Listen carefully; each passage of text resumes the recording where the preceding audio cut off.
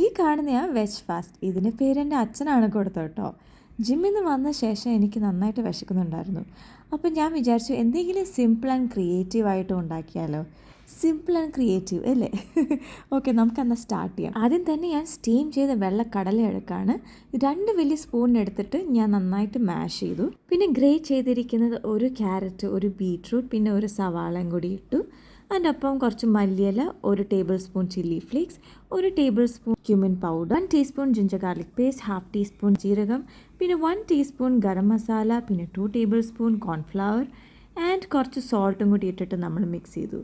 ഇപ്പം ഞാൻ ഇട്ടേക്കുന്നത് കോണാണ്. ഇതും സ്റ്റീം ചെയ്തിരിക്കുകയാണ്. അതിൻ്റെ ഒപ്പം കുറച്ച് ചെറുതായിട്ടൊന്ന് ചോപ്പ് ചെയ്തിട്ടു. അതിനുശേഷം നമ്മളിത് ചെറിയ ചെറിയ ഉണ്ടയാക്കിയിട്ട് നമ്മൾ പാനിൽ പരത്തി ഒരു കട്ട്ലറ്റിൻ്റെ ഒരു ഷേപ്പ്. പിന്നെ കുറച്ച് ഗീ ഇട്ടിട്ട് നമ്മൾ മീഡിയം ടു ലോ ഫ്ലെയിമിൽ ഫ്രൈ ചെയ്തെടുത്തു.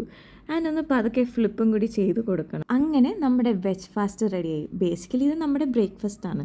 സോ അച്ഛൻ പറഞ്ഞു നമുക്കെന്നാൽ വെജ് ഫാസ്റ്റ് എന്ന് പേരിടാം. ഇത് വളരെ ഹെൽത്തിയാണ്. ബേസിക്കലി പ്രോട്ടീൻ റിച്ച് കട്ട്ലറ്റ് എന്ന് പറയാം. നമുക്ക് കെച്ചപ്പായിട്ടും കൂട്ടേണ്ട ആവശ്യമേ ഇല്ല, കാരണം ഇത് അത്രയും ടേസ്റ്റിയാണ്. നമുക്ക് വെറുതെ തന്നെ കഴിക്കാം. നിങ്ങളെല്ലാവരും ഇത് തീർച്ചയായിട്ടും ട്രൈ ചെയ്യണം. ബ്രേക്ക്ഫാസ്റ്റ് അല്ലെങ്കിൽ സ്നാക്കായിട്ടും കഴിക്കാം. So do try and let us know. Thank you.